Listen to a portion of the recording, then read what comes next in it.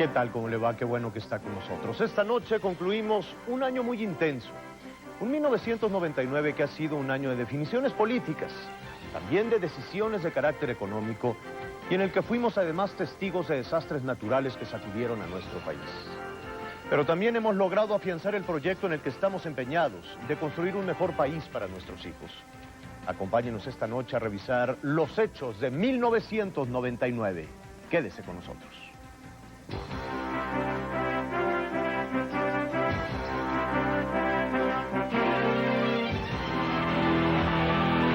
noche, México. Fuerza Informativa Azteca. Los amorosos salen de sus cuevas.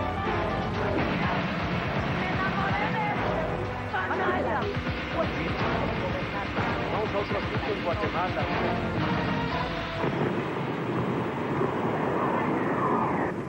El 7 de junio, el popular conductor de televisión Francisco Stanley fue asesinado a tiros cuando salía del restaurante El Charco de las Ranas en la Ciudad de México. Como cada mañana, Paco Stanley condujo su programa de televisión una tras otra y después estuvo en el estudio del programa con sello de mujer y salió a desayunar acompañado de su hijo Francisco, también de Mario Besares y de Jorge Gil. Hace escasos minutos, exactamente en Periférico, en la lateral, en un lugar denominado el restaurante Charco de las Ranas, fue asesinado el conductor de televisión azteca Francisco Stanley. Cuando abandonaba el restaurante, los asesinos cruzaron el puente peatonal, se acercaron a la ventanilla del vehículo donde se encontraba Paco Stanley y dispararon a quemarropa. No se descarta que uno de los asesinos haya sido herido por los policías auxiliares. Además de Francisco Stanley, murió Juan Manuel de Jesús Núñez, un empleado de una compañía de seguros. Su esposa María de Lourdes, Jorge Gil y Pablo Hernández, Ballet Parking, resultaron heridos. Javier Alatorre, me encuentro en el Hospital Médica Sur. Jorge Gil se encuentra fuera de peligro. Acabo de entrar con él, los médicos lo están atendiendo. Tiene 2 impactos de bala, uno en el pie, en un pie y el otro en el muslo. Jorge se encuentra fuera de peligro, las heridas no son de consideración, se encuentra sumamente afectado. Podrás imaginarte la terrible experiencia que vivió. De entrada le pregunto, ¿qué pasó, Jorge? ¿Quién fue? ¿Qué fue lo que ocurrió? Me dice, mira, Ramón, no quiero declarar nada, pero solo te puedo decir esto. No fue un asalto, no fue accidental, iban por nosotros. La noticia conmovió a la ciudad y al país. Uno de los personajes más importantes de la televisión mexicana había sido asesinado a sangre fría a las 12 del día en una de las principales calles de la Ciudad de México. El cariño por Francisco Stanley se dejó sentir en las miles de llamadas y cartas que se recibieron. Las manifestaciones se multiplicaron. Cerca de 8,000 personas asistieron a su funeral. El procurador del Distrito Federal, Samuel del Villar, aseguró que el homicidio fue producto de una ejecución. Que las acciones no tenían un objeto patrimonial, es decir, no se buscaba privar de la libertad al señor Stanley. No parecían los indicios, no indican ese sentido, sino que era una acción dirigida específicamente a privar de la vida al señor Stanley. El procurador declaró que en el examen antidoping realizado a Mario Besares resultó positivo. En pocos días, Mario Besares se convirtió en el principal sospechoso del asesinato.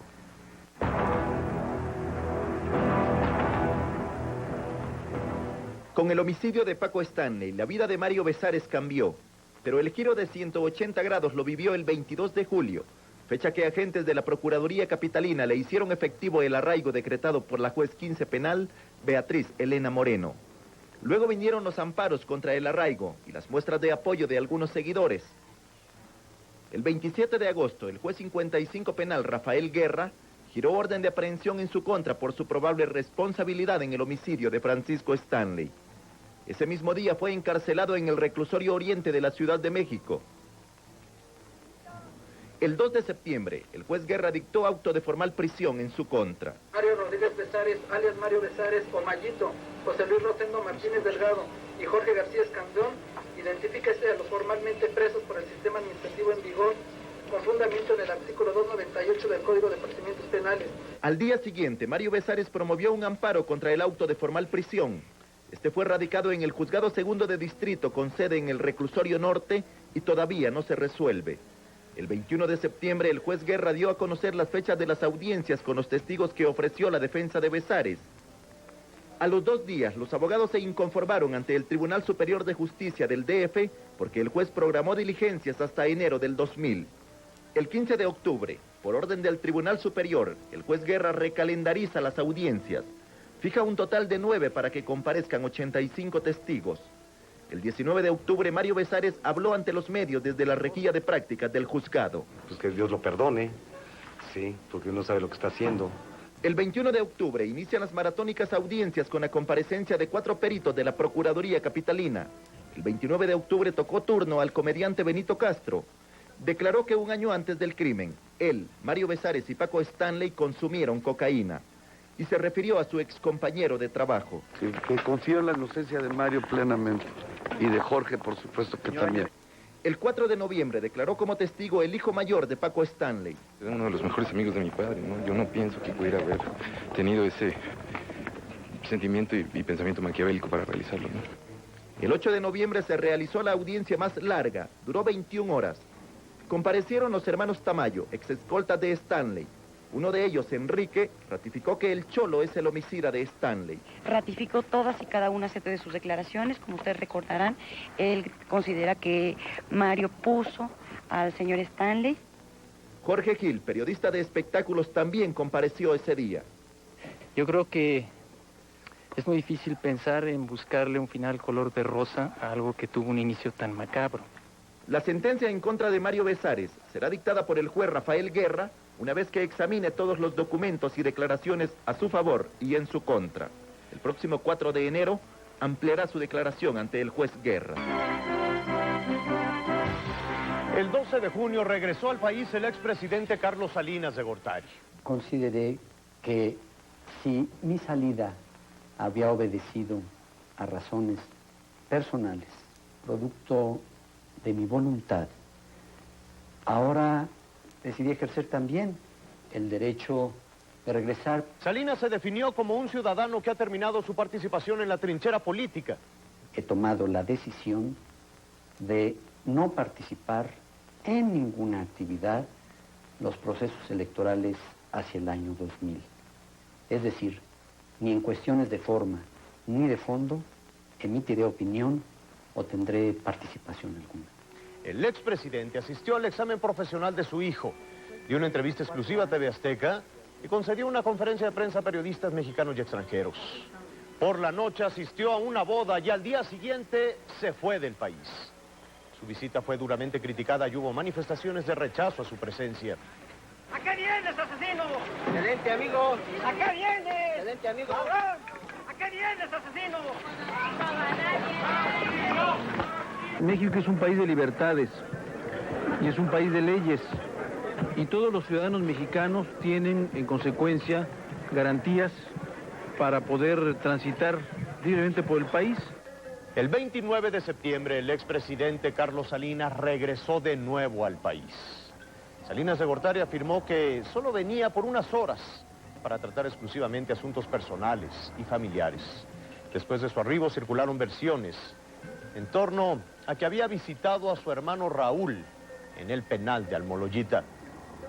Hablando de Raúl Salinas de Gortari, el hermano del expresidente fue sentenciado. Su defensa apeló y el mismo Raúl Salinas de Gortari publicó un libro que pretende dar a conocer lo que según él son irregularidades de la justicia. A casi 4 años de permanecer en el penal de máxima seguridad de Almoloya de Juárez, Raúl Salinas de Gortari fue sentenciado el 21 de enero a 50 años de prisión por la coautoría intelectual en el homicidio de su excuñado, José Francisco Ruiz Massieu. El 14 de abril fue trasladado al Centro de Readaptación Social del Estado de México, conocido como Almoloyita. 7 días después, fue sentenciado nuevamente por la autoría intelectual del asesinato de Ruiz Massieu. En junio, Raúl Salinas de Gortari acusó a la Procuraduría General de la República de fabricar la acusación en que se basó el juez para condenarlo. En julio se confirmó la sentencia de 3 años de prisión a Paulina Castañón y a Ofelia Calvo, esposa y secretaria de Raúl Salinas respectivamente. En septiembre, después de conocerse el suicidio de Mario Ruiz Massieu, Raúl Salinas de Gortari mandó una carta a los medios de comunicación acusando a la Procuraduría de haber provocado su muerte. El 7 de octubre se presentó al público el libro titulado Todo lo que el juez ignoró para sentenciarme. se pudo escuchar un cassette donde Raúl Salinas reiteraba su inocencia de los cargos de autoría intelectual en el asesinato de Ruiz Massieu. De mi parte, con este libro y con lo que venga, prosigo la batalla. Yo, Raúl Salinas de Gortari, soy inocente. Una nueva tragedia golpeó a la familia Ruiz Massieu en septiembre. Se suicidó Mario Ruiz Massieu, horas antes de enfrentar cargos por lavado de dinero.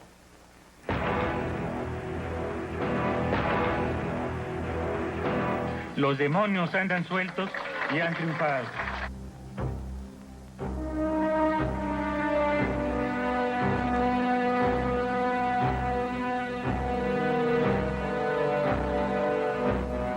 Mario Ruiz Massieu comenzó 1999 de manera muy similar a como había vivido los pasados 4 años y medio, en arraigo domiciliario en la ciudad de Newark, New Jersey, Estados Unidos, con un grillete electrónico, acusado de lavado de dinero y conspiración, además de haber enfrentado 3 juicios de extradición promovidos por el gobierno mexicano. A las 14 horas con 27 minutos del día 15 de septiembre de este año, su historia dio un vuelco. A un día de presentarse una corte en Houston, Texas, se quitó la vida con una sobredosis de antidepresivos. Él en estos 4 años y medio demostró su inocencia. Si los gobiernos se prestaron, si la prensa se prestó para ensuciarlo, ya no lo ensucien más. Ya déjenlo volar como el águila que yo veo. Ya déjenlo descansar en paz.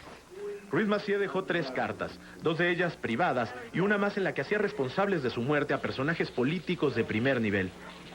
No acepto que acuse ni al señor presidente, ni al señor procurador de la República, ni a mí, ni a ningún otro funcionario. No lo acepto. Entra este comportamiento de esta persona dentro del catálogo de las enfermedades psicóticas anormales, que es precisamente la maníaco-depresiva.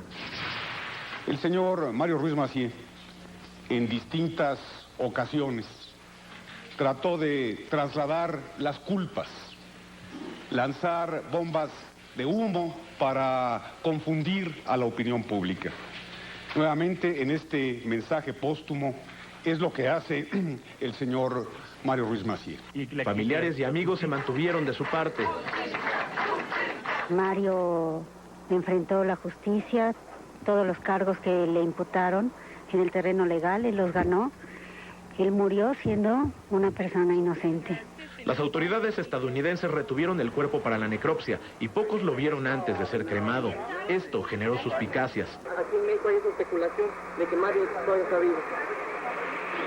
Dios quisiera que estuviera vivo, no sé. Lo que le puedo decir, pues es que no está vivo. Las autoridades de ambos países salieron al paso de los rumores. Pero está muerto. Nosotros lo sabemos, lo he visto a su cuerpo. Es una tragedia, pero no hay que ejercer la paranoia de pensar que este es un gran truco. Los 2 agentes del Ministerio Público, acreditados en la agregaduría de la PGR en Washington, se trasladaron a New Jersey. Ahí tuvieron a la vista el cadáver. Ahí en esa misma diligencia se tomaron huellas decadactilares para hacerlas compulsas con los registros que había en PGR. Con su muerte quedó cerrado el caso. Los casi $10 millones que se le decomisaron quedaron en poder del gobierno de Estados Unidos. Su esposa y su hija aseguran que no regresarán a México y tramitan asilo político. El siglo termina como empezó, con sangre y muerte en los Balcanes.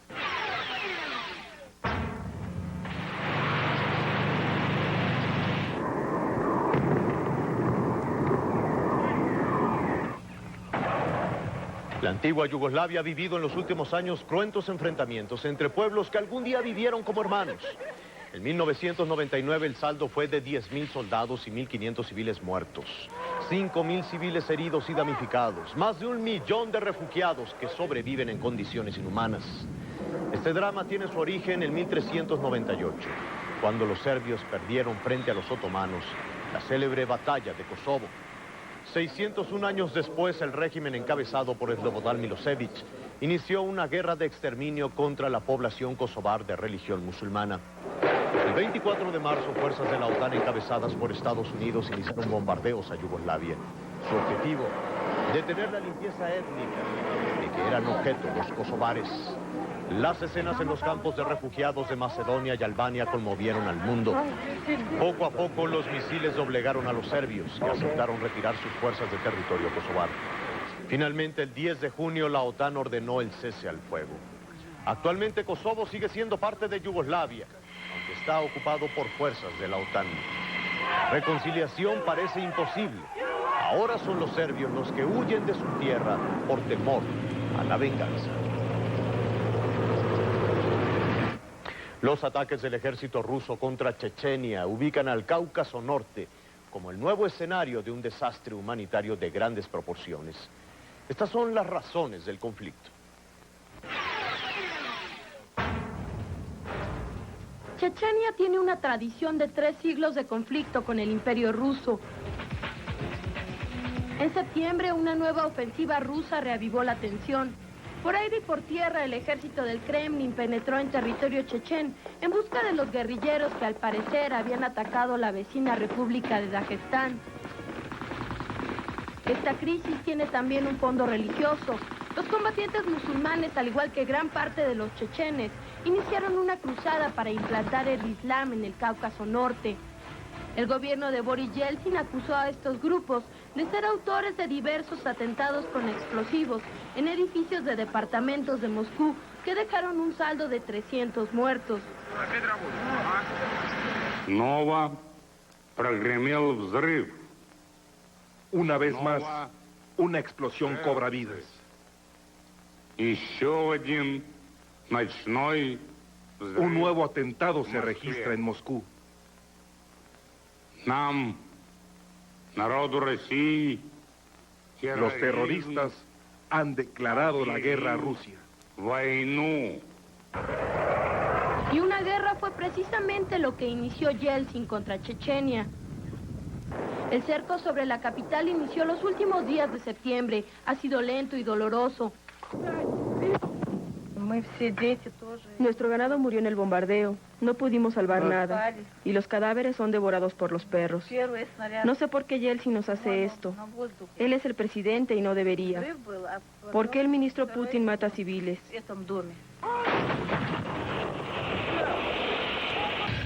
Aquí no hay ninguna catástrofe humanitaria. Tenemos un problema que el gobierno ruso resuelve con acciones decisivas. Estamos hablando de nuestros ciudadanos y vamos a hacer todo lo necesario para ayudarlos. De acuerdo con los especialistas internacionales, esta zona podría ser el escenario del más reciente desastre humanitario y de una nueva guerra entre naciones hermanas. No hay agua para bañar a los niños, ni jabón, nada. No podremos sobrevivir al invierno si no termina el asedio contra nuestra casa. Por lo menos 500,000 de personas han abandonado sus hogares desde que iniciaron los bombardeos. Ya entre 1994 y 1996, Rusia había emprendido una ofensiva semejante contra Chechenia, en la que murieron miles de habitantes.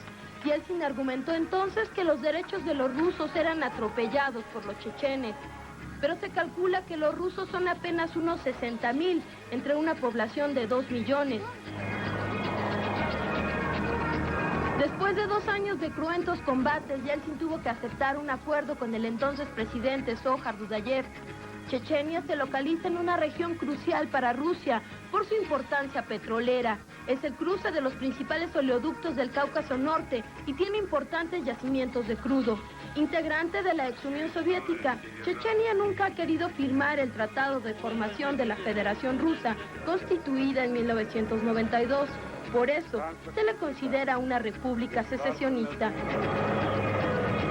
El 30 de agosto, los pobladores de Timor Oriental votaron a favor de la independencia de su país.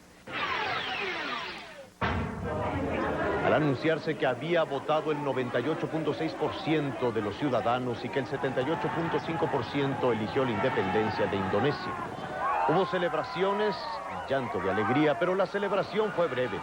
A los pocos minutos llegó el ejército e inició una ola de asesinatos, expulsiones, saqueos y caos.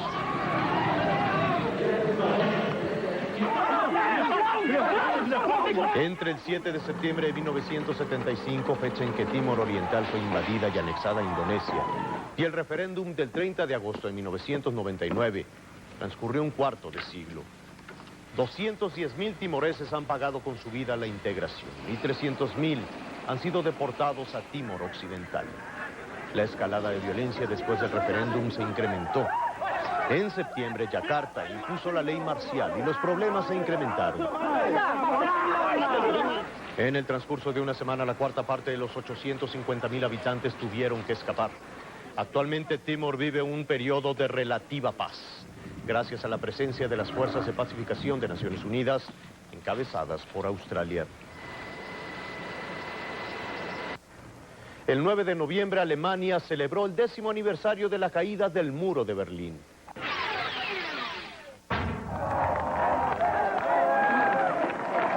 El muro en realidad no cayó. Fue derrumbado por hombres y mujeres que luchaban por la libertad. La libertad de reunirse con su familia, de elegir su destino, de tener una vida digna.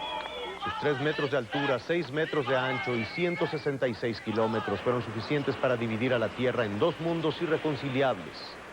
Del 9 al 12 de noviembre de 1989, decenas de mazos se estrellaron contra el concreto y tiraron el símbolo de la Guerra Fría, y anunciaron el fin de un sistema que costó más de 100 millones de muertes.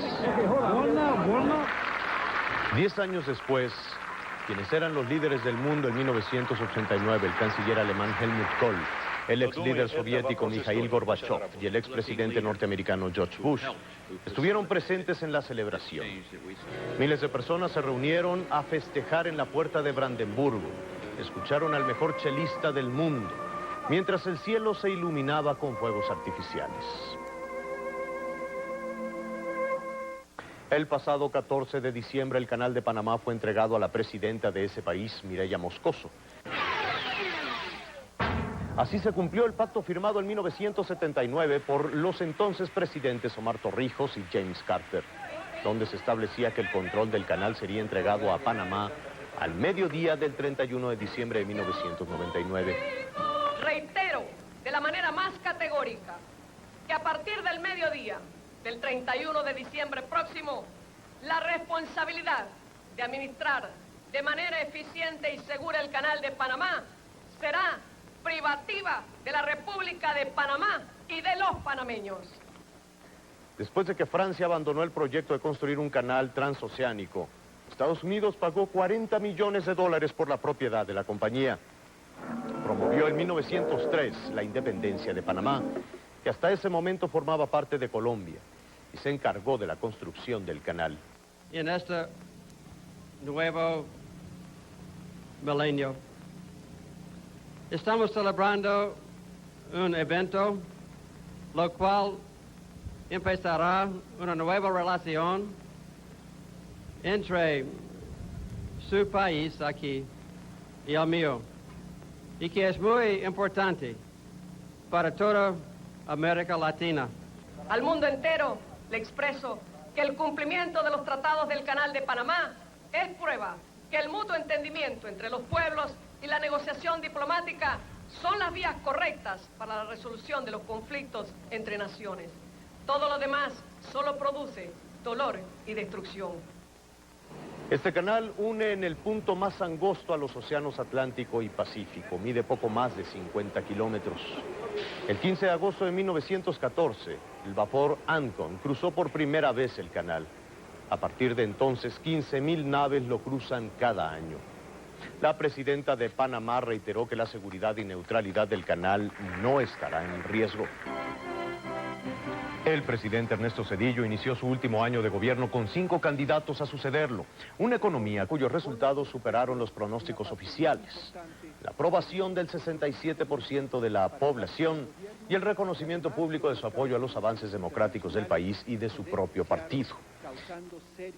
Hoy en México a nadie se persigue ni se le molesta por sus ideas o sus creencias, ni por organizarse políticamente para luchar por ellas. Reiteradamente, Zedillo manifestó que no tenía favorito y que no intervendría en el proceso de selección del candidato del PRI a la presidencia. Me corresponde no tener ahora candidato a la presidencia de la República. Solo lo tendré después del 7 de noviembre. hoy he seleccionado en las papeletas de sufragio a Bartlett, Labastida, Madrazo y Roque para la candidatura presidencial y a Campa, Fernández y Silva Herzog para la del Distrito Federal. Lo he hecho a sabiendas de que se anularía mi voto. Con la toma de posesión de José Antonio González Fernández, el presidente Zedillo realizó su cambio número 53 en su gabinete. Presentó al Congreso de la Unión un presupuesto para el año 2000 en el que se destaca el gasto social con el 60% del presupuesto, la proporción más alta en la historia de México, y mayores atribuciones y recursos a estados y municipios. Con este presupuesto y otras medidas como el blindaje económico, el presidente Zedillo pretende evitar la crisis del último año de gobierno. El nuevo gobierno no tendrá que dedicar su inicio a remediar una crisis económica como ha ocurrido ya con 4 presidencias consecutivas, sino que podrá, con base en su propia estrategia y su legitimidad democrática, dar desde el arranque renovado ímpetu al desarrollo de nuestra nación. El 7 de noviembre, casi 10 millones de mexicanos votaron para elegir al candidato del PRI a la presidencia. En contra de todas las tradiciones políticas del país, el PRI resultó ser el único partido que eligió democráticamente a su candidato presidencial. Fuimos testigos de insólitos ataques entre priistas, de una agresiva campaña en los medios, de un debate y de una elección abierta sin impugnaciones de importancia. Finalmente, Francisco Labastida derrotó a Roberto Madrazo, Humberto Roque y Manuel Bartlett. Ese mismo día, Jesús Silva Herzog ganó la candidatura al gobierno del Distrito Federal por el PRI. El tono de la campaña de Roberto Madrazo y los resultados de las encuestas preelectorales hicieron temer un rompimiento al interior de ese partido, el PRI. Pero el 25 de noviembre en Los Pinos se dieron un público abrazo de reconciliación y Madrazo regresó al gobierno de Tabasco. El 20 de julio, Vicente Fox se registró como el único aspirante panista a la candidatura presidencial. Pocos días después, Acción Nacional aceptó la oferta de formar una gran alianza opositora para enfrentar al PRI en las elecciones del 2000, que fracasó entre acusaciones del PRD al PAN. El 10 de septiembre, Vicente Fox levantó un estandarte con la Virgen de Guadalupe. La controversia no se hizo esperar. Las críticas de la Iglesia, los partidos políticos y funcionarios públicos le hicieron cambiar de opinión. Igual controversia causó al interior del propio PAN su libro Rumbo a los Pinos, especialmente por las afirmaciones contra Diego Fernández de Ceballos. El 14 de noviembre, ante 25,000 simpatizantes reunidos en la Plaza México, Fox rindió protesta como candidato del PAN a la presidencia. Voy a ser el presidente que haga posible un nuevo acuerdo nacional, un acuerdo que integre a todas las fuerzas políticas en una transición pacífica a la democracia. El 4 de diciembre, Fox rindió protesta ante las asambleas de Acción Nacional y del Verde Ecologista, después de que ambos partidos ratificaran la coalición total y sin reservas para las elecciones del 2 de julio del año próximo. A fines de septiembre, Cuauhtémoc Cárdenas renunció al gobierno de la Ciudad de México para dedicarse a su campaña política como aspirante por tercera ocasión a la presidencia de la República. En mayo, Cárdenas había aceptado y registrado su candidatura por el Partido del Trabajo. El 24 de octubre, en Acapulco, durante el Consejo Nacional del PRD, Cuauhtémoc Cárdenas rindió protesta como candidato oficial de su partido. A pesar de que la alianza con el PAN fracasó, el 7 de diciembre se propuso de nuevo una alianza opositora. Los partidos de la Revolución Democrática, del Trabajo, Alianza Social, Sociedad Nacionalista y Convergencia por la Democracia registraron oficialmente su candidatura ante el Instituto Federal Electoral. Cárdenas confía en que la alianza lo llevará a la presidencia del año 2000. Y confía en que la semana entrante veremos votando juntos a todos los diputados de la Alianza por México y que juntos seguiremos hasta el 30 de noviembre del año 2006. Al hacer un último llamado a todos los partidos de oposición, Porfirio Muñoz Ledo protestó como candidato oficial del PARMA a la presidencia. En el mismo acto criticó a Cuauhtémoc Cárdenas y a Vicente Fox por no haber deseado nunca una coalición de oposición. El 5 de diciembre protestaron como candidatos a la presidencia Manuel Camacho Solís por el Partido de Centro Democrático y Gilberto Rincón Gallardo por Democracia Social. expriista y ex colaborador de Carlos Salinas de Gortari, Manuel Camacho, declaró que su lucha es contra Francisco Labastida y que su candidatura tiene dos objetivos principales. Por su parte, Gilberto Rincón Gallardo, ex integrante del Partido Comunista y además fundador del PRD, declaró que su candidatura no está a subasta ni es negociable con ningún otro partido emergente. Una alianza capaz de desterrar... Con Porfirio Muñoz Ledo, Camacho Solís y Rincón Gallardo son 6 los candidatos a la presidencia de la República. El Distrito Federal cuenta con una nueva gobernadora y candidatos de los principales partidos para sucederla. 1999 fue parteaguas en la vida política de la capital mexicana. Por primera vez en la historia, una mujer asumió las riendas para gobernar a la Ciudad de México, Rosario Robles Berlanga.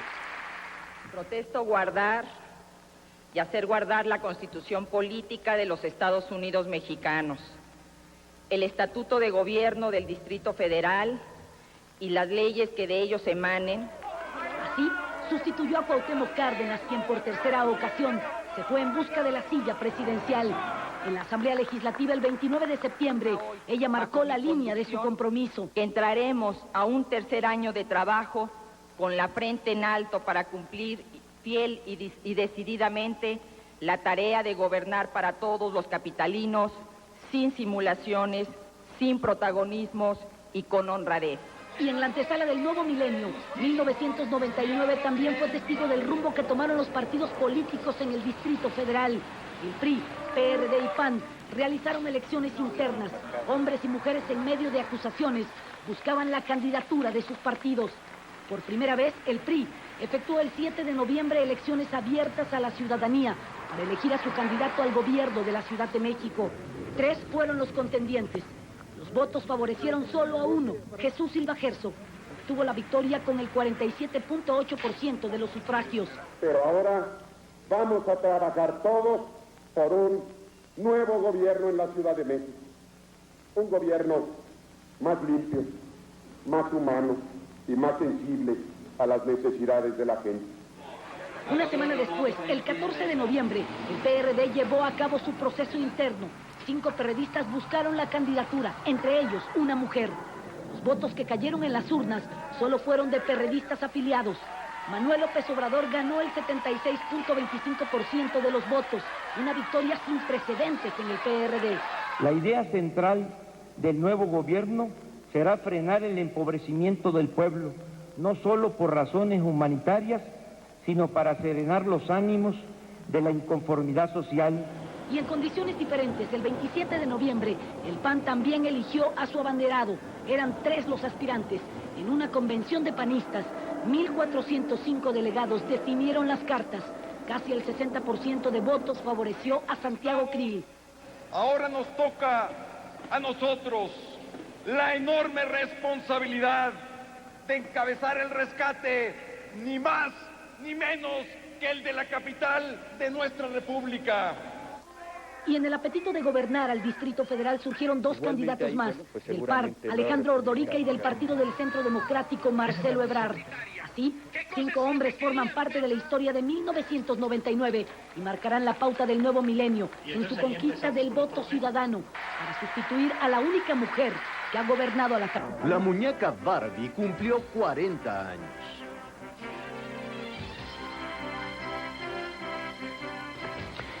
Más de 20.000 muertos dejaron los sismos durante 1999. Sin duda, Turquía fue la nación más afectada.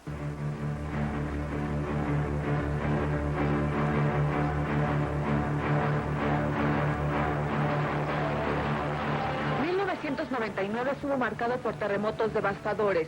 En enero, un sismo de 6 grados en la escala de Richter sacudió en la zona cafetalera de Colombia. Unas 2.000 personas murieron, 3.400 resultaron lesionadas y más de 250.000 se quedaron sin hogar. 2 meses más tarde, un temblor de 6.8 grados Richter dejó 150 muertos y 500 heridos en la India. En mayo, un movimiento telúrico de 6.5 grados sacudió Irán. Se reportaron 20 decesos y 80 lesionados. Siguió el terremoto en Turquía en agosto pasado, que sin duda fue el más devastador de los ocurridos este año. Todos estábamos dormidos. Era mitad de la noche, como las 3 de la madrugada. Me desperté y todo se agitaba. El edificio se nos vino encima. Todavía hay gente entre los escombros. Todos estábamos muertos de miedo. Era como estar frente a frente con la muerte. Pero en medio de la tragedia hubo milagros. Una niña fue rescatada con vida después de permanecer 75 horas atrapada bajo los escombros. La ayuda internacional se hizo presente y los rescatistas mexicanos también estuvieron ahí. Varios temblores siguieron después de ese gran terremoto en territorio turco.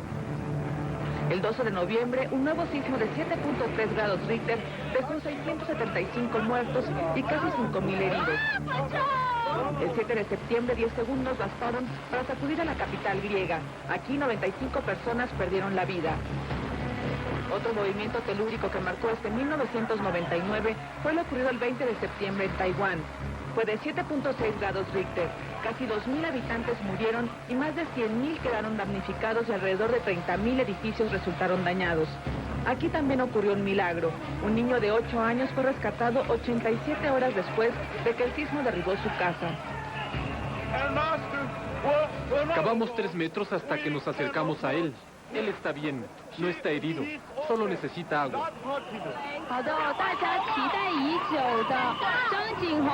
México no se salvó este año de los temblores. El 15 de junio, un movimiento telúrico de 6.7 grados Richter causó serios daños en Puebla, donde se informó de 15 muertos. También se sintió en Tlaxcala, Morelos, Guerrero y Oaxaca. Y el 30 de septiembre, 11 días después de que se cumplieran 14 años de los sismos de 1985, un temblor de 7.4 grados Richter sacudió la Ciudad de México y los estados de Guerrero y Oaxaca. El saldo fue de 45 personas muertas.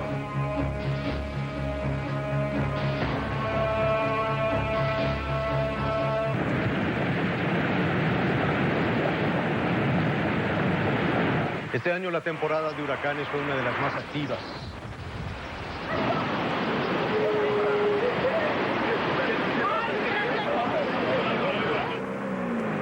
De 12 tormentas tropicales, 8 se convirtieron en huracán y 5 de ellos alcanzaron la categoría 4.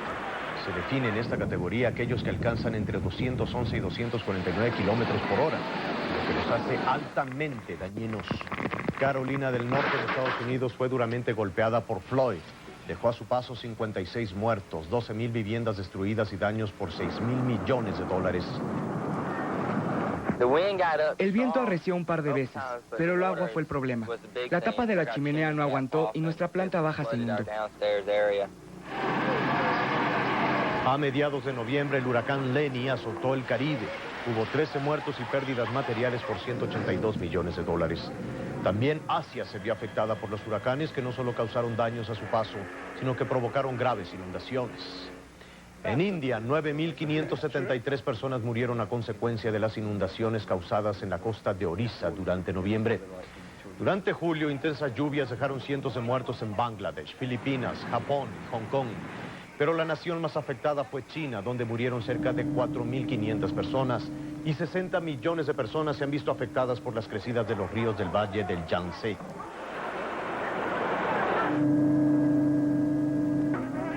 Se registró el último eclipse total del milenio.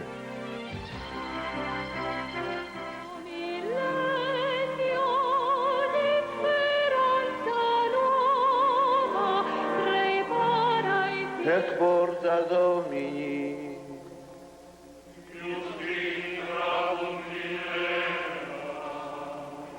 Introivo in dom tuam Domine. Nunca antes la iglesia mantuvo a tantos millones de fieles a su alrededor.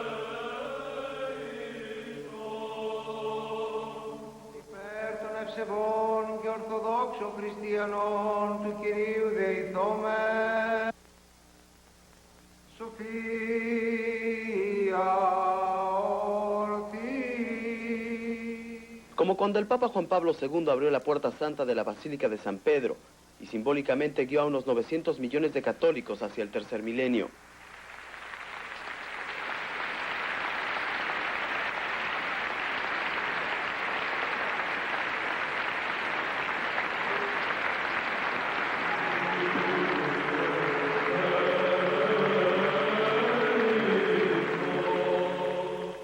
esta forma se proclamó también el inicio del año del jubileo, una fiesta a la que se dio carácter universal.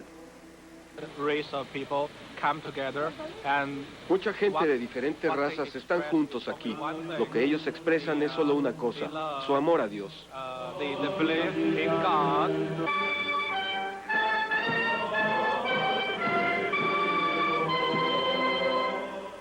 Para el Vaticano el próximo año no solo conmemora 20 siglos del nacimiento de Cristo, sino que ofrece una nueva era de perdón. ¡Feliz Navidad! Que la paz de Cristo reine en nuestros corazones, en las familias, en todos los pueblos.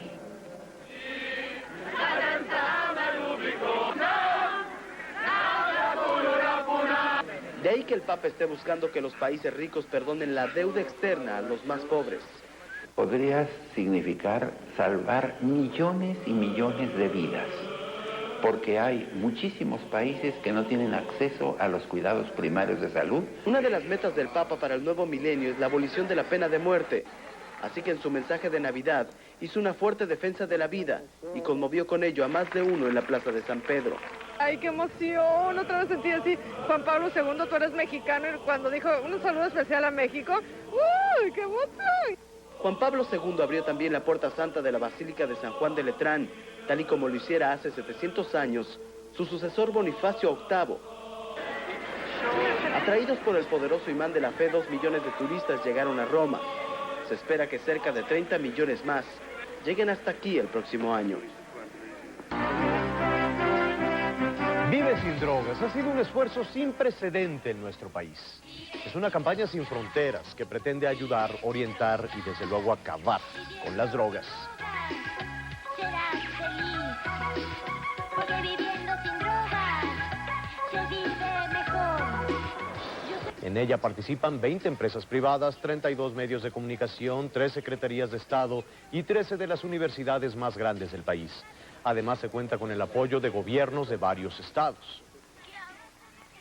De este esfuerzo surgió el centro telefónico Vive Sin Drogas, que opera las 24 horas del día y que hasta la fecha ha atendido a más de 71,000 llamadas, aclarando dudas y brindando orientación tanto a jóvenes con problemas de adicción como a sus padres. El esfuerzo de Vive Sin Drogas fue reconocido por la ONU, que el 19 de julio entregó de manos de Kofi Annan el premio Naciones Unidas y Sociedad Civil de Viena a la señora Ninfa Sada de Salinas, presidenta de la Fundación Azteca. La campaña Vive Sin Drogas durante este año ha visitado varias ciudades del país con el fin de llevar a los jóvenes información y testimonios de los riesgos de las drogas, su consumo. El éxito ha superado todas las expectativas. Serás feliz. Luis Miguel reapareció en los escenarios, presentó su nuevo álbum. En España, conversamos con él. Luis Miguel, gracias por esta conversación. Encantado, gracias a ti. Te escuché muy maduro en tu nuevo álbum, pero también muy enamorado. Estoy enamorado de la vida, estoy enamorado de mi carrera, estoy enamorado de todo lo que estoy haciendo últimamente. Creo que este disco, como esta gira y todo lo que está pasando en este momento por mi vida, pues es digno de sentirse como me siento, muy feliz. ¿Estás satisfecho con los resultados hasta ahora, que está calientito el álbum? Estoy muy satisfecho. Apenas acaba de salir este disco y es un disco especial. Lo digo especial porque ha sido un disco que forma parte de esta misma gira. Como lluvia de caricias, solo hay una. Tú recibes cada año muchísimos discos de oro, muchísimos premios, reconocimientos, discos de platino, no sé cuántos, a lo largo de tu carrera. ¿No te emociona volver a recibir un disco de platino, por ejemplo? Claro, no, siempre es un reconocimiento importantísimo de recibir cualquier tipo de premio y de donde venga. Puede ser desde el más importante mundialmente o el más importante localmente. Yo creo que el reconocimiento principal es el aplauso, es el cariño de la gente y del público. Todo eso se queda en el corazón y se queda, se graba en tu mente, ¿no? Y sí es una cantidad importante. Y en mi casa me imagino que cuando tenga la oportunidad de hacerla mi casa, la casa ideal, donde yo a lo mejor tenga mi familia y tenga mi vida ya más dedicada a lo personal, pueda tener un rincón especial para todos, esa cantidad de premios y de reconocimientos. ¿Por qué lo mejor? ¿Todavía no piensas en una familia? ¿Cómo sería tu ideal de familia? ¿Muchos hijos? Creo que no soy una persona que pueda tomar esa responsabilidad todavía, porque estoy muy dedicado a mi carrera y sería muy injusto no darle el tiempo que se merece. Entonces, ¿cómo es tu familia? ¿Tienes una familia? Sí, claro, sí, tengo una familia. Mi vida ha sido muy complicada en ese sentido, en el sentido de tener una relación como una relación normal por mi carrera, pero sí, claro, tengo una familia.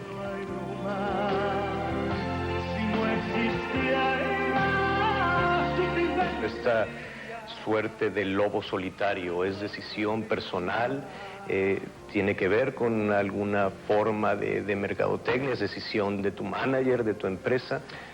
No, yo estoy muy alejado de todo lo que tenga que ver con las decisiones a nivel comercial o de mercadotecnia, porque yo soy una persona muy... necesito estar alimentado personalmente para poder reflejar todo lo que reflejo a nivel mis canciones y mi música. No es una estrategia, es sencillamente una forma de proteger algo que quede para mí, ¿me explico? De otra manera todo está en boca de todo el mundo y todo está... Y eso a veces es un poco difícil de sobrellevar, entonces sí me gusta mantener un poco mi vida personal. Luis Miguel, ¿eres feliz? Soy feliz. Soy feliz. A ratos, a veces bien, a veces más, a veces menos, pero sí, me considero una persona feliz y satisfecha en todos los sentidos. De verdad, el aplauso y el reconocimiento de la gente y el respeto en general a lo que has hecho y dedicarle tu vida a tu carrera, creo que es maravilloso. ¿Y el amor? Bien, gracias.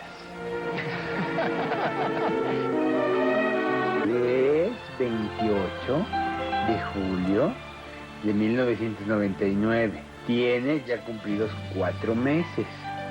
Miren su carita, le vamos a hacer un juego con el cual se pone a sonreír. La araña, la araña, la araña, la araña, la araña, la araña, la araña, la araña, la araña. El 9 de noviembre, el robo de un pequeñito llamado Braulio despertó nuestro sentimiento de solidaridad. Esto lo estamos haciendo nada más para que las personas que lo tengan nos hablen. Porque como no hemos recibido llamada de su parte, lo estamos haciendo para que nos escuchen, nos vean. Háblenos, por favor. La detuvo a la araña. La mejor satisfacción cuando eres padre es saber que tú tienes que guiar a una persona, es un compromiso. Y cuando de repente te quitan esa persona, sientes un vacío. O sea, no hay otro objetivo ahorita en mi vida. No hay nada por la que yo pueda vivir que no sea conseguir a mi hijo. Desgraciadamente, ese sentimiento se convirtió en indignación. En estos días, hasta ahorita no me ha llegado la sensación de coraje. Me ha llegado una sensación de impotencia, de vacío, de inquietud, pero coraje todavía no ha llegado a mí. La familia del pequeño Braulio fue apoyada por los medios de comunicación y por cientos, miles de personas que pegaron carteles y distribuyeron volantes con la fotografía del bebé. El martes 16, 8 días después de la desaparición, el cuerpo de un niño fue encontrado en Iztacalco. La Procuraduría del Distrito Federal informó que los restos correspondían al pequeño Braulio. El niño fue secuestrado y asesinado por el enfermero del abuelo y por un cómplice. Esta es la historia. ¿Con qué le pegaste, Miguel? Miguel, ¿con qué le pegaste al niño? Una semana había pasado desde aquel 9 de noviembre en que Braulio Suárez Peredo fue robado de su domicilio en Tlanepantla, Estado de México, cuando apareció el cuerpo calcinado de un niño en un predio de la delegación Iztacalco. A partir de ese 16 de noviembre, los acontecimientos se precipitaron vertiginosamente. ¿Podría estar el niño Braulio Suárez? No podría decirle ni sí ni no. Ahorita vamos a abocarnos en dos cuestiones. 1, la causa de la muerte y 2, la identificación de la criatura. Falleció de un traumatismo cráneoencefálico. Podríamos pensar que tenía de muerto de 4 a 6 días. Posterior a su muerte, lo primero fue las quemaduras son post-mortem. Para el 17 de noviembre, las autoridades capitalinas tenían sospechas fundadas de que el cuerpo era el del pequeño Braulio. Ahorita, después de agotar lo que es la identificación, pues ya podemos determinar si continuamos con esta línea de investigación. Simultáneamente, la Procuraduría del Estado de México avanzaba en sus investigaciones. Esa misma noche presentó a los presuntos responsables del crimen de Braulio Suárez Peredo, Miguel Salazar, quien trabajaba como enfermero de la familia, y Juan José Ávila, su cómplice. Ambos indiciados se encuentran a disposición del agente del Ministerio Público Investigador, confesos ante esta autoridad de su participación en los hechos, aceptando que se pusieron de acuerdo para llevar a cabo el plagio del pequeño Braulio. Yo no lo maté. Lo único que él me da es una petaca, ¿no? En la cual yo no sé lo que va ahí. Con ellos tras las rejas, los familiares de Braulio pudieron recuperar su cuerpecito al día siguiente. Queremos agradecer también públicamente a todos los medios de comunicación, televisión, radio, prensa escrita, internet, porque sabemos que no permitirán que esto se olvide y que evite que esta tragedia sea la tragedia de alguien más. Como yo considero que en su momento el juez, conociendo todas aquellas conductas delictivas que cometieron estas personas, aplique la pena máxima de 40 años, que será la que solicitará la Procuraduría de Justicia del Estado de México. El 20 de noviembre fueron puestos a disposición del juez primero penal con sede en el reclusorio de Barrientos. Ahorita se ha ratificado su detención por el delito de homicidio calificado, falso testimonio, delincuencia organizada, robo de infante y robo agravado. Se les dictó auto de formal prisión el 26 de noviembre. Miguel Salazar es procesado como autor material del homicidio y Juan José Ávila como copartícipe. Se dicta en contra de Miguel Salazar Martínez auto de formal prisión por aparecer como probable responsable en la comisión de los delitos de homicidio calificado. A partir del día de hoy, constitucionalmente está establecido 1 año para ser procesados, ser juzgados. ¿De qué depende que este tiempo se alargue o se acorte? De los elementos de prueba que aporte el Ministerio Público adscrito a este juzgado, así como la defensa de ellos. Ahí, por primera vez, el padre de Braulio vio frente a frente a los verdugos de su hijo. Yo creo que en este país hay justicia y por eso estamos aquí, porque vamos a hacer que se le dé el máximo tiempo legal de condena. Las autoridades trasladaron a estos sujetos al penal de Nesa Bordo, ya que en Barrientos fueron amenazados de muerte. La muerte y secuestro del pequeño Braulio conmovieron a la opinión pública. El lote donde fue encontrado su cuerpecito se convirtió en un parque, pero también provocó que se hablara una vez más de la pena de muerte.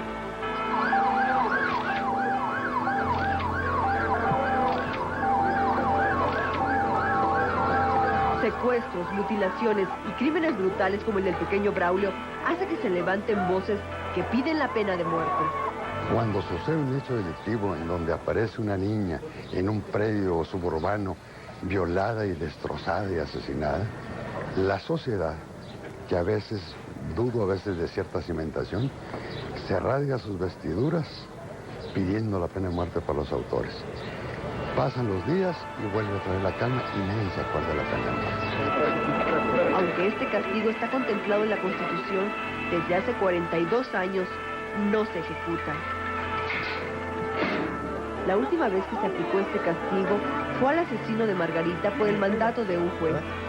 Para los hermanos de la pequeña, la solución fue la adecuada. Nosotros pues quedamos conformes que se hizo lo que la autoridad debía hacer para que otros agarraran un escarmiento. Después del asesinato, después de que pasó lo de mi hermana, de mi hermanita, no se dieron caso por muchos años, hasta que ya después de mucho tiempo.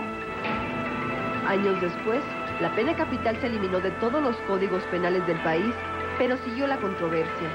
Yo creo que el Estado, por razón de política criminal, sí tiene que ser un poco más severo, ¿verdad? Y tratar de poner un freno al aumento excesivo, galopante de la criminalidad. Yo no creo que debamos estar en manos de los criminales, ¿no? Algunos piensan que quitarle la vida a un criminal no es el camino para poner freno a la delincuencia. Y creo que el problema radica en cómo más bien nos ponemos de acuerdo para atacar de fondo las causas que están generando este nivel de violencia y este nivel de delincuencia. Aunque hay asesinos confesos que han pedido la pena de muerte con tal de no ir a la cárcel. Ojalá existiera la pena de muerte. Sin embargo, hay quien advierte de los riesgos de esta medida. La mayoría de las procuradurías en nuestro país carecen de unos servicios periciales adecuados. Y mandamos al policía a que solucione el problema. ¿Cuántos casos no vamos a tener o no podríamos tener de errores de juicio, de fabricación de culpables?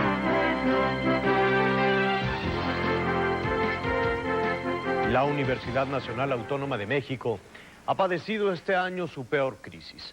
El 15 de marzo, el Consejo Universitario, después de 51 años, aprobó un incremento de cuotas. Los estudiantes de licenciatura pagarían 170 pesos mensuales. Quienes no pudieran hacerlo quedarían exentos. Solicitamos su apoyo con una aportación voluntaria equivalente a las colegiaturas semestrales que en su momento apruebe el Consejo Universitario. Los montos de las colegiaturas semestrales que proponemos para el bachillerato y el nivel técnico son de 20 días de salario mínimo, equivalentes hoy en día a 680 pesos, y de 30 días de salario mínimo que corresponden a 1.020 pesos para los estudios de licenciatura. El 20 de abril, estudiantes inconformes iniciaron un paro de actividades. Para el 3 de junio, Rectoría había dado marcha atrás en el incremento de las cuotas. Sin embargo, la huelga continuó. Quisiera retirar la propuesta del monto planteado y adherirme a la propuesta de Rojas Zamorano. Reducir a 20 días de salario mínimo la cuota de licenciatura, a 15 días de salario mínimo la cuota de bachillerato. El 4 de agosto se dio el primer enfrentamiento entre la policía capitalina y paristas que intentaron bloquear las inscripciones extramuros. Ay, tranquilo, Juan. Tranquilo, papá. Tranquilo. 26 de octubre, legisladores del PRD pidieron la renuncia de Francisco Barnés. El 12 de noviembre, renunció el rector. A las 21 horas, el doctor Francisco Barnés de Castro, rector de la Universidad Nacional Autónoma de México, presentó ante la honorable Junta de Gobierno de la propia institución su renuncia al cargo que ocupaba pues desde el 6 de enero de 1997. Y el 17, Juan Ramón de la Fuente es elegido como nuevo rector. Y protesto. El 11 de diciembre, paristas marcharon a la Embajada de Estados Unidos, donde se enfrentaron a granaderos. 93 paristas fueron detenidos. A la fecha, 70.000 alumnos perdieron 2 semestres de clases, 141 bibliotecas no prestan servicio, se paralizó el centro de investigación más grande del país. Cientos de jóvenes no han podido graduarse y continuar su educación. También se han realizado más de 20 marchas que han afectado a miles de residentes de la Ciudad de México. Se ha destruido y alterado gran parte del patrimonio universitario. A la fecha existen más de 150 denuncias penales contra los paristas. En este panorama, el proceso de negociación ha sido muy difícil y algunas veces hasta imposible. Después de 12 años sin un paro estudiantil, el 20 de abril estalló la huelga en la máxima casa de estudios en rechazo al incremento a las cuotas aprobadas en marzo por el Consejo Universitario. Las colegiaturas semestrales serían de 15 salarios mínimos para bachillerato y de 20 para licenciatura al semestre. En este conflicto son varios los protagonistas. Del lado de los paristas hay 4 grupos principalmente: el CEU, la Red, la Coordinadora y el Consejo Estudiantil Metropolitano, este último considerado como radical. Cabe señalar que el bloque universitario de izquierda, el BUI, el cual agrupaba a los ultras, desapareció conforme fue avanzando la huelga por diferencias entre sus integrantes. Muchos paristas se alejaron del movimiento porque fueron expulsados de sus escuelas o criticados por tener posturas distintas a las de los ultras. Han descalificado posiciones que discrepan de ellos, nos han acusado de todo tipo, con todo tipo de adjetivos, y eso, en vez de ayudar a resolver el conflicto, en vez de proponer un debate serio, razonable, inteligente, pues propone una confrontación estéril. En esta historia de protesta estudiantil, 12 son los intentos de diálogo que se han dado entre autoridades universitarias y paristas hasta el 10 de diciembre. 5 5 con la comisión de encuentro, creada por el rector Francisco Barnés de Castro el 11 de mayo, quedando integrada por 10 distinguidos universitarios entre directores y académicos. El fin de esta comisión se dio el 15 de julio al anunciar que no volvería a la mesa del diálogo hasta que los paristas no modificaran su postura. Reiteramos nuestro planteamiento de agenda y formato para el diálogo. Señores, respondan a... La negociación que llevemos con ustedes para resolver el conflicto, les estamos entregando cuál es nuestro límite. Después el Consejo Universitario aprobó la creación de la Comisión de Contacto. Su encomienda era buscar acercamientos con los paristas y solo tuvo un encuentro con los delegados del Consejo General de Huelga en la Academia de San Carlos el 29 de septiembre. ¿Esta comisión hasta dónde puede llegar? Tiene la capacidad para recabar propuestas de acuerdo y llevarlas al Consejo Universitario. Hay limitaciones de las dos partes. Es precisamente por esto, por estas razones, por las que ustedes nos mencionan que tienen que llevar estas propuestas al Consejo Universitario, por lo que nosotros llegamos aquí a decirles que tenemos un replanteamiento del pliego petitorio, algo que es bastante importante. Casi 2 meses después, con la llegada de Juan Ramón de la Fuente a la rectoría de la UNAM, una nueva comisión se designó. Su primer acercamiento con los paristas fue en el auditorio Justo Sierra de la Facultad de Filosofía y Letras.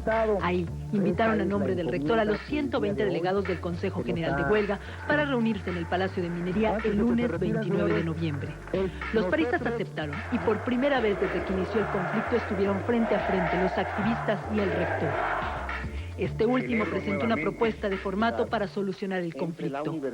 La Rectoría y el Consejo General de Huelga designarán de entre los miembros de la comunidad universitaria a 13 representantes de la representación. Después de esta reunión, los representantes del rector y los paristas tuvieron 4 encuentros. En el último encuentro, celebrado el 10 de diciembre, se firmaron después de 235 días de paro los primeros acuerdos entre paristas y autoridades universitarias.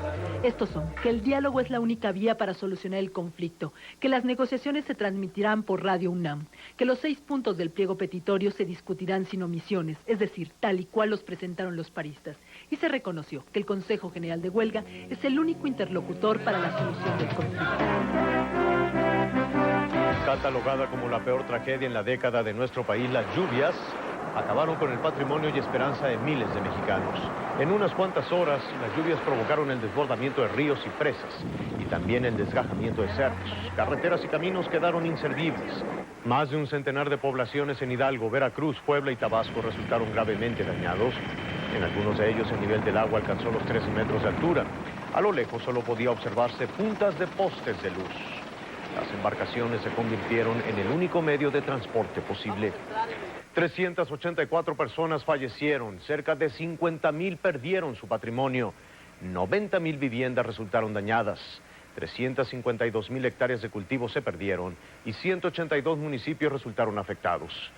Este es el saldo del desastre causado por las lluvias en los estados de Puebla, Veracruz, Hidalgo y Tabasco. Esto, desde luego, era el lugar en el que normalmente se estaciona el auto, pero ahora estamos entrando en lancha a la casa de esta familia. Imagínese usted tener 2 metros de agua dentro de su casa. Además, las inundaciones provocaron enfermedades de la piel. Los cuerpos de animales arrastrados contaminaron el agua, que agravó los problemas de salud. Llovió como hacía 4 décadas que no ocurría. En 3 días cayó el agua de un año. Estamos navegando sobre unos automóviles cuyos propietarios no pudieron rescatar a tiempo y se quedaron bajo el agua de las inundaciones. El desbordamiento de ríos obligó a los habitantes de las localidades afectadas a buscar refugio en albergues y hasta en cuevas para no morir arrastrados por la corriente. En Tabasco fue necesario abrir las compuertas de la presa Peñitas. El resultado, 690 localidades, incluyendo Villahermosa, se inundaron. En todos los casos, la solidaridad de los mexicanos no se hizo esperar, pero la destrucción de los caminos retrasó la ayuda de todo el país, del mismo gobierno. Sin casa ni trabajo, sin tierras que cultivar, el futuro de las víctimas se tornó incierto. En Venezuela, también las lluvias provocaron muerte y desolación. Las autoridades reconocen que no se sabe el número exacto de víctimas El alcalde de una de las localidades habla de miles, más de 250 desaparecidos y 120,000 damnificados.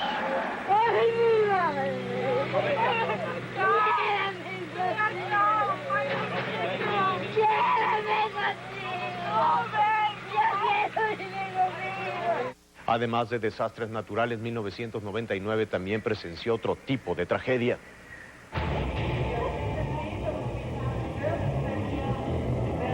Tan solo en 1999 en todo el mundo se registraron al menos 7 accidentes en la aviación comercial, de los cuales 3 han sido considerados como los más trágicos.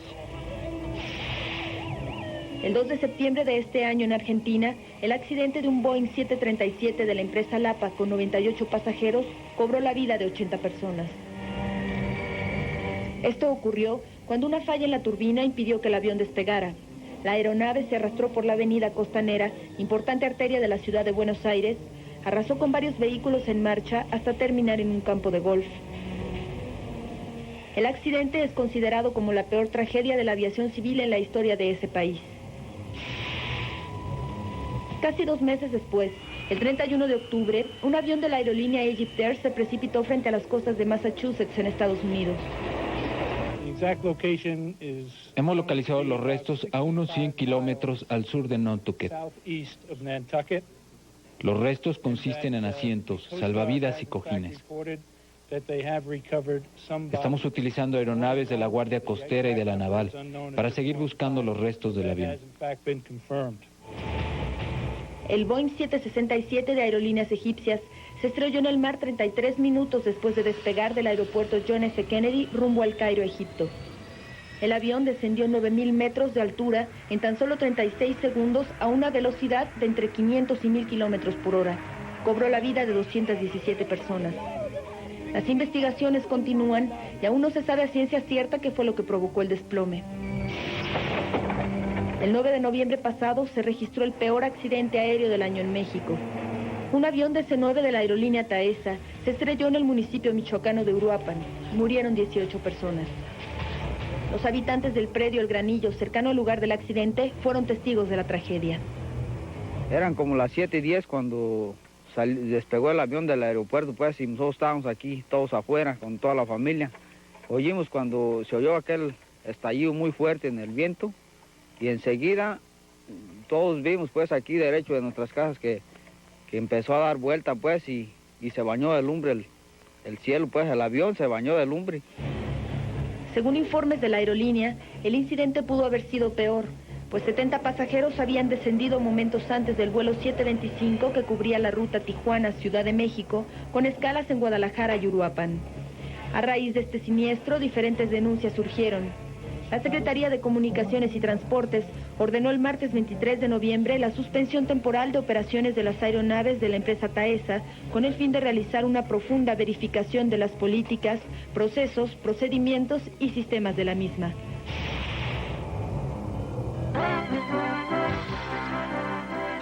Los avances en la lucha contra el narcotráfico en 1999 son evidentes. Se decomisaron 26 toneladas de cocaína, 1.442 de marihuana, 222 kilos de heroína y 777 de goma de opio. Se destruyeron 170 pistas clandestinas. Se detuvieron a 2.376 mexicanos y 83 extranjeros involucrados en el narcotráfico. Pero los esfuerzos de las autoridades no han sido suficientes para acabar con una actividad que produce ganancias por $5,000 millones al año. Al desmembramiento de cárteles y bandas surgen nuevos líderes, como los llamados narco juniors, a quienes se atribuyen poco más de 1.000 ejecuciones durante el año. Las autoridades reconocen que muchos de estos grupos han corrompido toda clase de autoridades. Este problema adquirió un nuevo cariz al comprobarse que un porcentaje de la droga ya se queda en México, convirtiéndonos en un país de alto consumo. El 24 de septiembre, con las manos esposadas, llegó a México Gerardo de Pruebazán, acusado de administración fraudulenta en agravio de Aeroméxico. De Pruebazán obtuvo préstamos personales otorgando como garantía el patrimonio de la empresa, ocasionando un daño patrimonial a la aerolínea por más de $70 millones. El 6 de enero, el gobierno mexicano solicitó formalmente la extradición de Carlos Cabal Peniche a las autoridades australianas. En mayo, Cabal Peniche declaró que en 1994 había contribuido con $25 millones a las campañas priistas, por lo que pedía se detuviera el proceso de extradición, ya que en México se convertiría en un perseguido político. El 16 de diciembre, después de 400 días de juicio, se concedió a México la extradición de Cabal Peniche. Por otra parte, el 8 de diciembre pasado se dictó una nueva orden de aprehensión contra Ángel Isidoro Rodríguez, alias El Divino, acusado por la presunta compra fraudulenta de 2 aviones por parte de una empresa fantasma. Logró escapar a la acción de la justicia. El día siguiente por la noche llamó a este noticiero. Le preguntaba yo hace unos momentos que usted esta noche es prófugo de la justicia. Mire, yo no me gustaría consentir con ese término.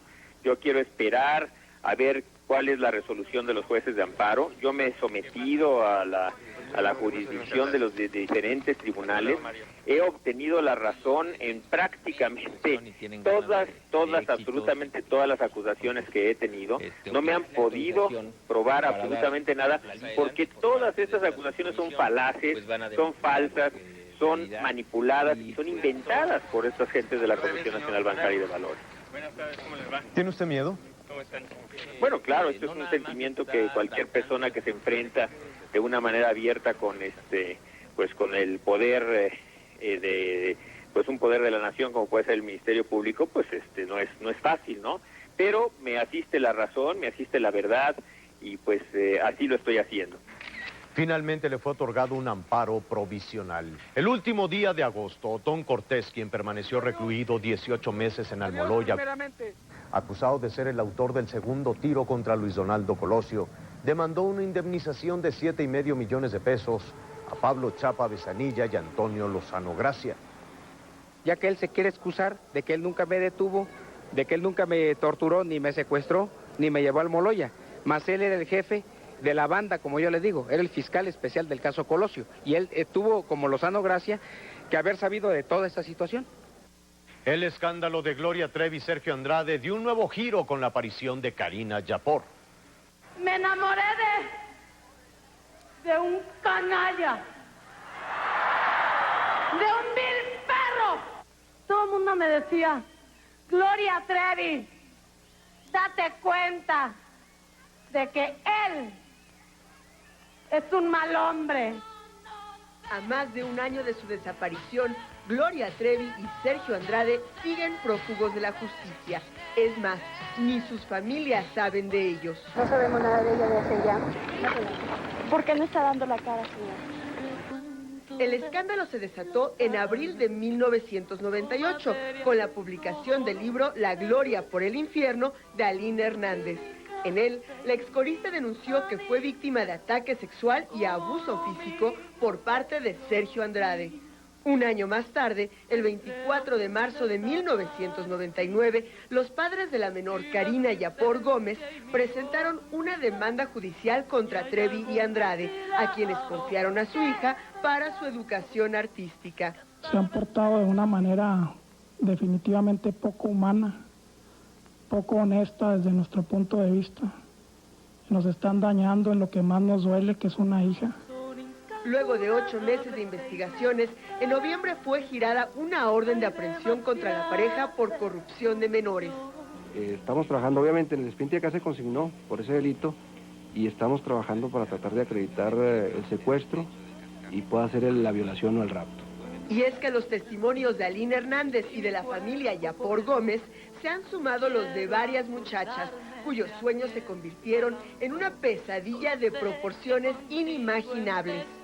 Cosas horribles, castigos de cintarazos, te mataban casi de hambre, te hacían las cosas más horribles, hasta cosas fuertes. Cada niña que llegaba ahí tenía que acostarse con Sergio. Todas, todas. No había una que no. Peor que un animal, me azotaba contra la pared, me pegaba con cable, me daba de combos, de patadas. Incluso también en una oportunidad me pegó Marlene y Sonia Ríos. El capítulo más dramático de esta historia fue la repentina aparición de Karina Yapor Gómez el pasado 16 de diciembre, cuando rechazó los cargos contra Trevi y Andrade. es que no es cierto todo lo que se ha dicho. Yo no he estado secuestrada en ningún momento. El señor Andrade no es el padre de mi hijo, como se dice. Yo no he sido violada ni he sufrido abusos físicos ni nada. Este drama se complicó aún más cuando su acompañante Marlene Calderón fue detenida por secuestro y violación en perjuicio de Yapor Gómez. Siendo las 9 horas del día 20 de diciembre de 1999, se decreta en contra de Marlene Leticia Calderón Veraz auto de formal prisión por los delitos de rapto, violación con penalidad agravada y violación genérica, cometidos en perjuicio de la menor Karina Alejandra Yapor Gómez. Y es que a pesar de las declaraciones de la menor, se especula que el testimonio de Karina podría estar manipulado, y hasta que no aparezcan Gloria Trevi y Sergio Andrade, este seguirá siendo un caso que tiene más preguntas que respuestas. El panista Carlos Medina Plasencia dio una polémica respuesta al informe presidencial. El debate del presupuesto para el 2000 ya pronosticaba a mediados de este año serios obstáculos para su aprobación. Si se confirma... Un rescate bancario que se ubicaba en el centro de la polémica. Señor presidente, quede registrado solamente que está actuando usted con parcialidad. Una información cruzada. Y la asignación de recursos para el gobierno de la Ciudad de México, que se preparaba como la estrategia del PRI para sumar voluntades políticas. Sin embargo, durante el periodo ordinario de sesiones en la Cámara de Diputados, la cosa no fue tan fácil.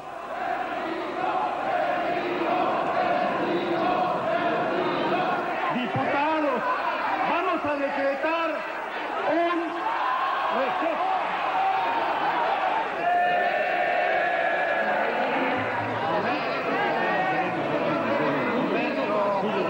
Diputado Flores.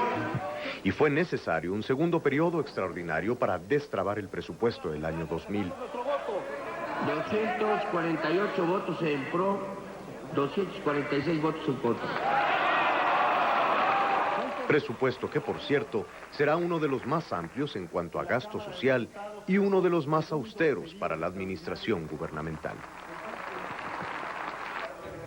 Fue hace un año cuando el rescate bancario pendía de un hilo. Y fue cuando el PRI se consagraba al convencer al PAN de aprobar la instauración del Instituto de Protección al Ahorro Bancario, que velaría por los depósitos de los ahorradores mexicanos. Heredero del FOBAPROA, fue el órgano al que se le destinaría el mayor número de recursos en la historia de México, 79,000 millones de dólares, equivalente a la deuda externa de nuestro país.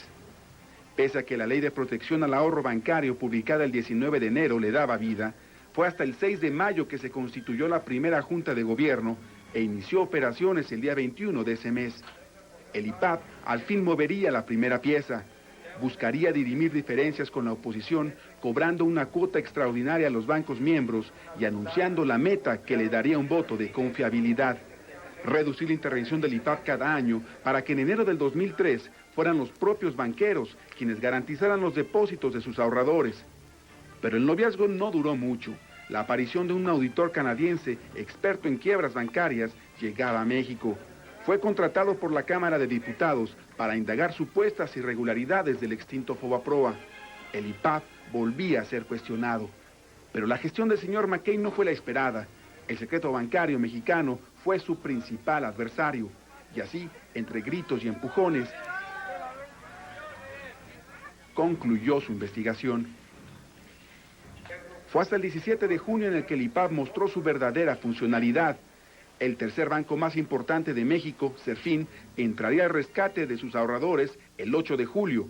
El monto, 13,000 millones de pesos. La Junta de Gobierno del Instituto para la Protección al Ahorro Bancario resolvió en su sesión del día de ayer apoyar, en beneficio de los intereses del público ahorrador, el proceso de capitalización de Banca Serfín.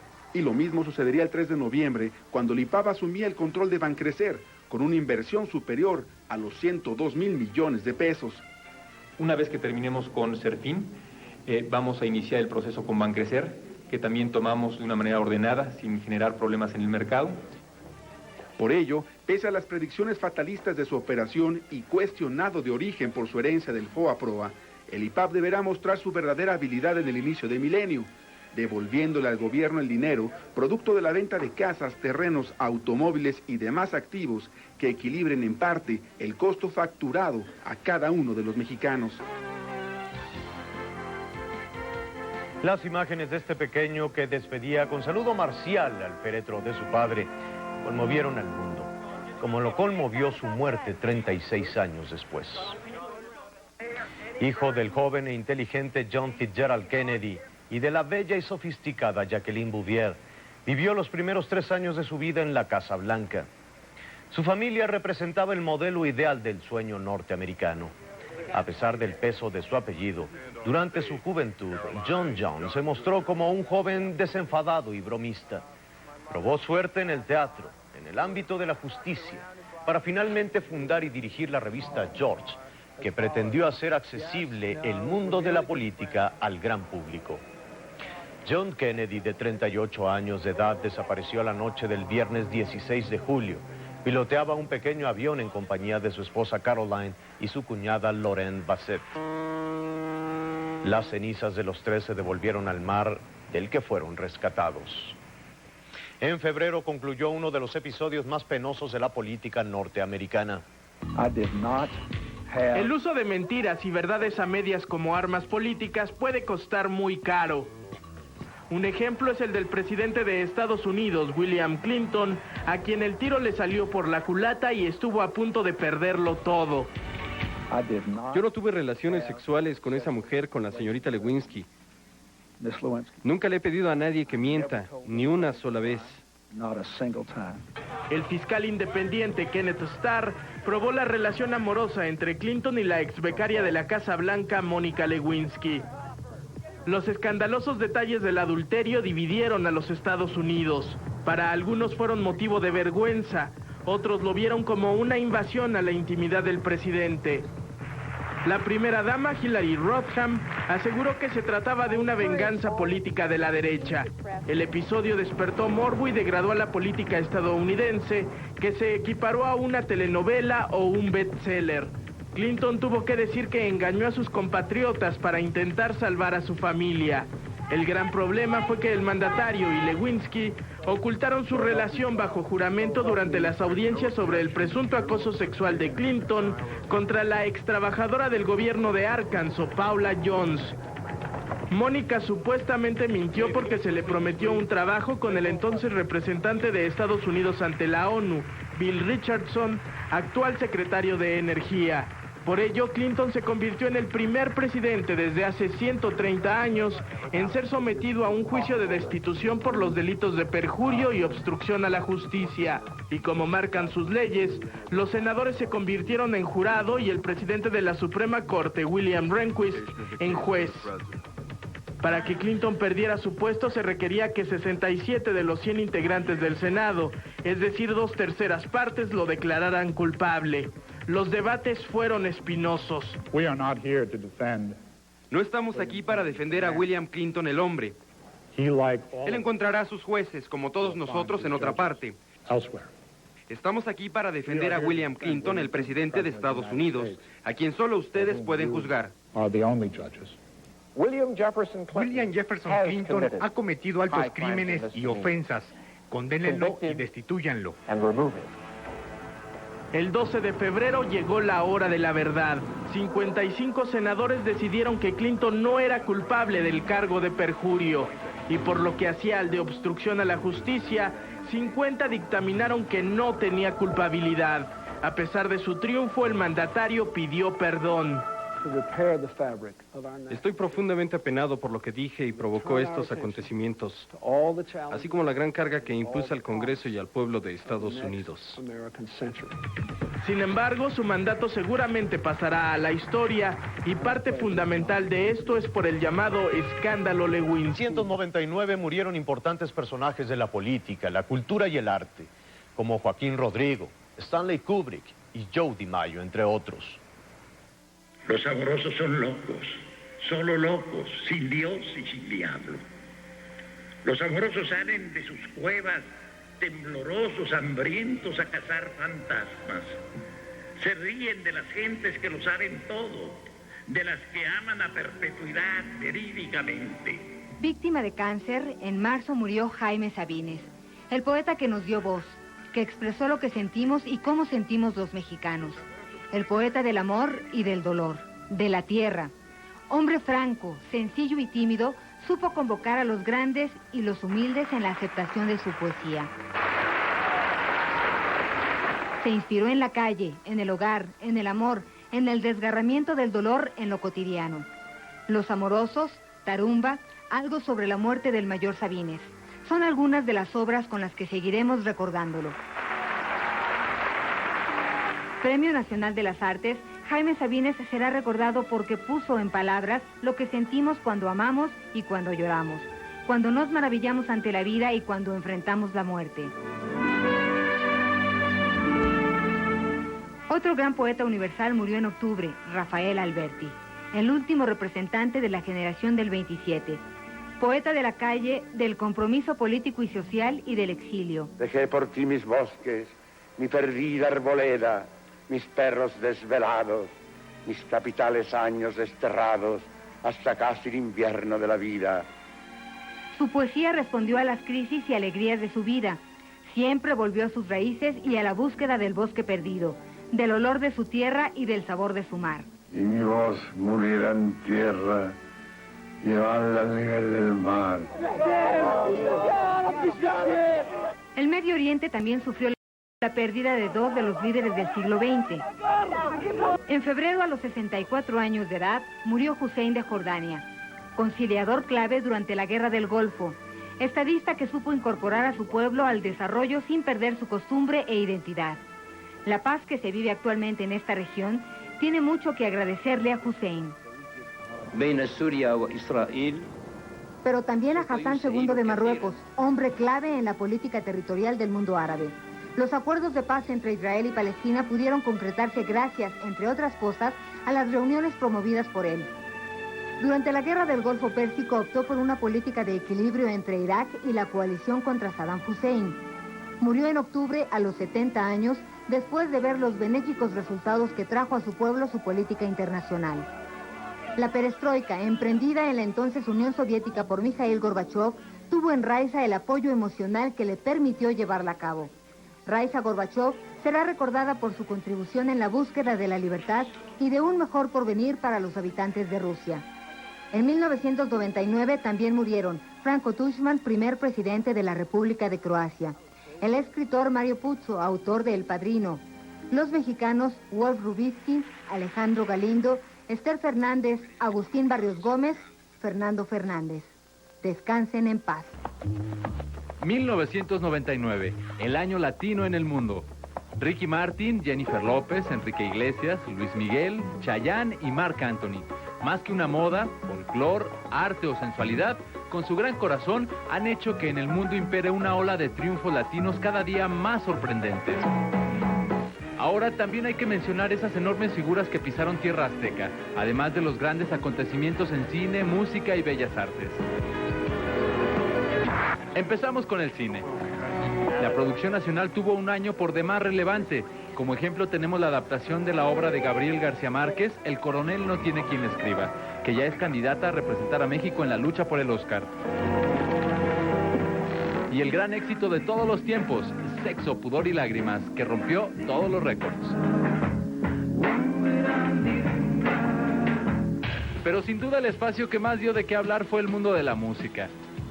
Los conciertos de cantantes internacionales que más prendieron al público fueron los de Kiss y su espectáculo Transformer, la versión acústica de Alanis Morissette y el inconfundible sonido de los británicos Jamiroquai.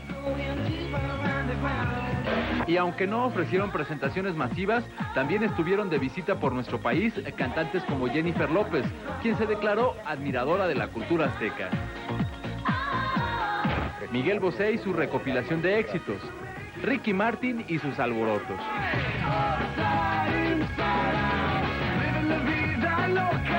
Y por otro lado, TV Azteca le trajo en exclusiva artistas de talla internacional como Lou Bega con su Mambo número 5, la sensación juvenil de pop en todo el mundo, Cristina Aguilera. Los creadores del éxito Dame un poco más, MDO. Y el sabor de la música colombiana con Carlos Vives, entre otros. Y a 4 grados centígrados bajo cero, Mariah Carey y sus escotes en el aeropuerto de Toluca. En novedades musicales, lo más sonado fue el regreso de Flans, que vuelven con una propuesta muy actual y de acuerdo a su edad. Ricardo Montaner y sus éxitos con la Orquesta Filarmónica de Londres. Luis Miguel y Su Amarte es un placer, dedicado a Mariah Carey. Y no podía faltar el nuevo disco de Lucía Méndez, Dulce Romance, en el que vuelve a interpretar los boleros de una manera espectacular. En lo más destacado de las bellas artes, llegó a nuestro país una puesta en escena por demás vanguardista, Fausto, versión 3.0. Los musicales de Broadway debutan con gran éxito en México y ya tenemos en cartelera Rent y El Fantasma de la Ópera, por primera vez en español. En la plástica, las exposiciones que más expectativas crearon son Los Mayas, que llegó desde el Palazzo Grassi de Venecia al Colegio de San Ildefonso. Y una excelente muestra de la cultura islámica, Espejismos de Medio Oriente en el Museo de San Carlos.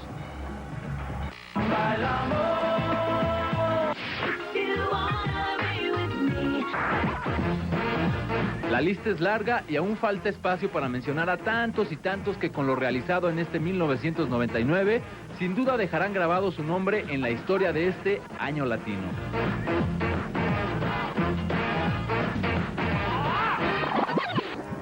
Nació el habitante 6.000 millones del planeta.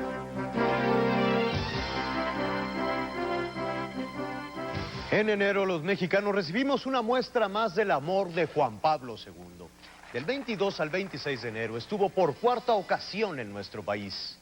Como hace 20 años, llego a México y es para mí causa de inmenso gozo encontrarme de nuevo en esta tierra bendita, donde Santa María de Guadalupe es venerada como Madre querida. Bajo el manto de la Virgen de Guadalupe, el Papa presentó las conclusiones del Sínodo de América. Declaró el 12 de diciembre como día de fiesta para toda América y encomendó a ella, a la Virgencita de Guadalupe, el futuro del continente.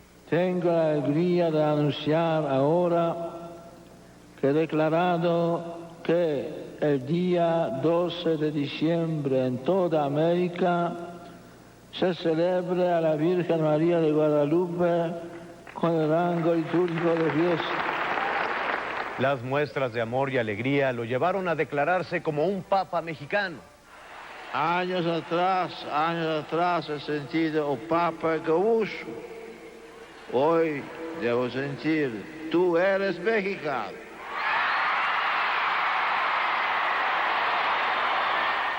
Miles de personas se volcaron a saludarlo a su paso, a esperar durante frías horas el inicio de una de sus actividades, a mostrar de una y mil maneras su fe y su amor al Papa mexicano. Los mexicanos esperamos la canonización de Juan Diego para el 21 de mayo. Sin embargo, el ex abad de la misma basílica trató de impedirlo. Esta es la historia. Después de 468 años de las apariciones de la Virgen de Guadalupe, la canonización de Juan Diego llega a sus últimas etapas. Solo falta una reunión de teólogos y cardenales para que la autoricen y que el Papa Juan Pablo II publique el decreto y fije la fecha para la ceremonia. El proceso de santificación inició el 7 de enero de 1984. El principal obstáculo a vencer era un decreto de 1634 que prohíbe rendir culto a los candidatos a los altares sin estar beatificados. Pero se demostró que Juan Diego recibía este tributo antes de que se emitiera este decreto. Al probarse su fama de santidad, Juan Pablo II lo beatificó en el Tepeyac en 1990. Después, una comisión de 5 médicos mexicanos y otra de 5 italianos reconocieron un milagro de salud que realizó el indio del Tepeyac. En 1995, Guillermo Schulenburg, quien fungía como abad de la Basílica de Guadalupe, protagonizó un escándalo al negar la existencia de Juan Diego. Poco después, el prelado abandonó el cargo. A diferencia de otros antiaparicionistas, como Francisco de Bustamante, Juan Bautista Muñoz, Joaquín García y Casualceta y Edmundo O'Gorman, el exabad se pronunció en contra de la beatificación de Juan Diego y puso en entredicho la decisión papal. Así que el Vaticano pidió más pruebas de las apariciones y muchas se encontraron en la propia basílica pues según el padre Óscar Sánchez Barba, Monseñor Schulenburg las tenía escondidas en archivos cerrados del templo. También en Querétaro fue hallado otro documento, escrito 17 años después de las apariciones. Se trata del Códice 1548. Hacen una especie de esquela o recuerdo en el que fijan lo principal de Juan Diego, que son las apariciones. Este papel tiene una inscripción. Murió con dignidad Cuauhtlatoac, que es el nombre indígena de Juan Diego. A esto se sumaron elementos científicos. Incluso se han hecho estudios con filtros especiales que permiten ver el fondo que se utiliza en algunas ocasiones en museos para ver si ha tenido añadidos, etcétera, y podemos ver a través de estos filtros que no ha tenido añadidos, como se dice. Sin embargo, Monseñor Schulenburg escribió el Vaticano negando las apariciones. Monseñor Schulenburg es un hombre que tiene 80 años, entonces hay que comprender que el hombre que tiene 80 años puede decir muchas cosas, ¿no? Pero esto no quedó ahí. Justo Muyor, nuncio apostólico, informó sobre auditorías en la Basílica de Guadalupe debido a que nadie se explica la fortuna que posee Guillermo Schulenburg. Además, dijo que el exabad debe pedir perdón. Por su parte, el cardenal Norberto Rivera aseguró que Schulenburg se autoexcomulgaría si continúa con esa actitud. Luego reiteró la veracidad de las apariciones. Estamos convencidos, no solo por fe o devoción, sino por la convergencia de las pruebas documentales, orales, iconográficas, arqueológicas, que ya han revisado y aprobado rigurosos expertos de la Santa Sede, a quienes él confió esta tarea. El 12 de diciembre acudieron al Tepeyac más peregrinos que los de costumbre. Casi 10 millones de fieles refrendaron su fe en el milagro guadalupano. Hoy iniciamos un nuevo año, pero más aún, iniciamos un nuevo ciclo bajo el signo del 2000. Para los mexicanos es un año de cambio y definiciones, de una gran intensidad política. Las campañas tomarán fuerza en los próximos días y vamos a elegir al próximo presidente de la República. Lo mismo va a suceder en el país más poderoso del mundo, en Estados Unidos. Habrá elecciones. Es el año del jubileo y tendremos santos mexicanos.